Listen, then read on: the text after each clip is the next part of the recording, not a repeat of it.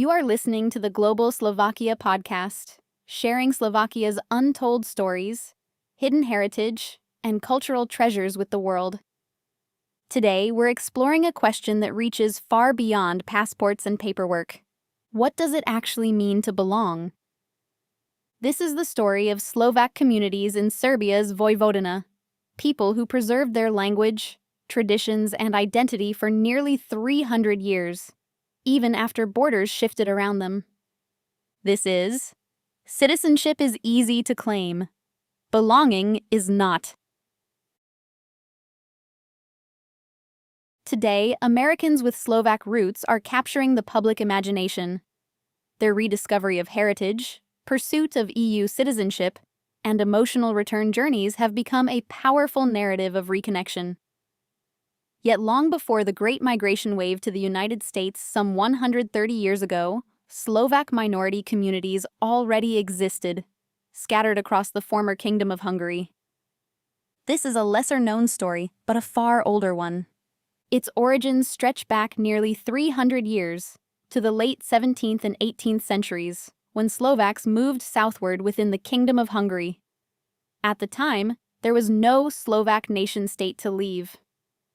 Instead, these migrations were internal, driven by economic necessity, demographic pressure, and the hope of building a better life elsewhere within the kingdom. Following the Ottoman Wars, large parts of what is today Serbia, Romania, and southern Hungary had been depopulated. The Habsburg administration encouraged resettlement, and Slovak families, often from more densely populated and land-scarce northern regions, migrated south in search of farmland, stability, and, in some cases, religious freedom. They built villages, churches, schools, and communities rooted deeply in Slovak culture, despite being surrounded by different languages and traditions. These Slovaks became known as the Dolnozemski Slováci, the lowland Slovaks.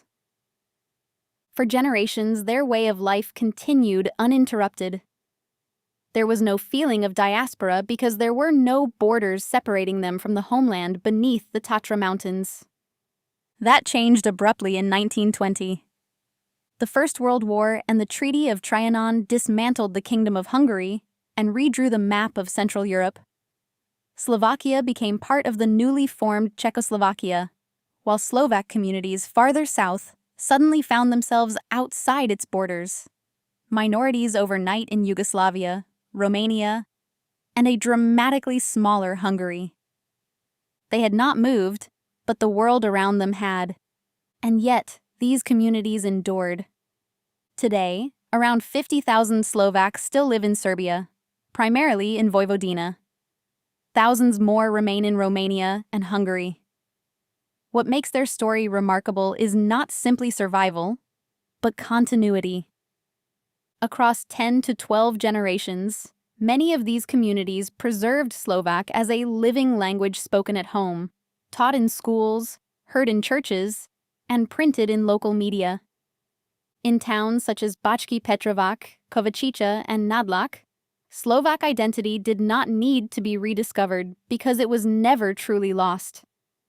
In an age when many immigrant communities lose their ancestral language within just a few generations, this level of cultural continuity is extraordinary. The Slovak Living Abroad Certificate, known as the SLA, was created to recognize precisely this kind of historic connection.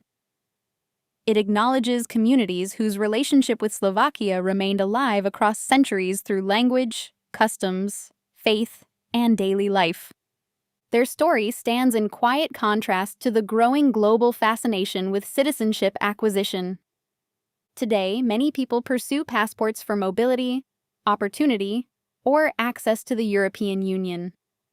But these communities remind us of something deeper. Identity is not transactional. Citizenship can formalize connection. It can open doors and create opportunities. But belonging is something else entirely.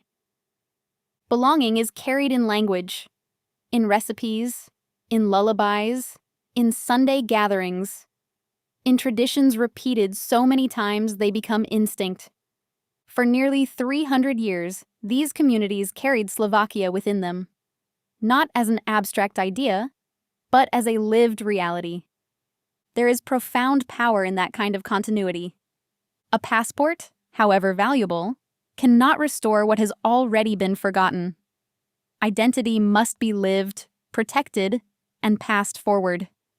Only then does heritage truly survive. This episode was adapted from an article by Dr. Zuzana Palovic, originally published in the Slovak Spectator.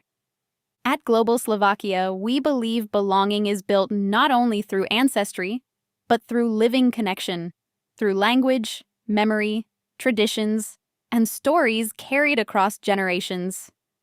Thank you for listening to the Global Slovakia podcast. Until next time, stay curious, stay connected, and keep discovering Slovakia.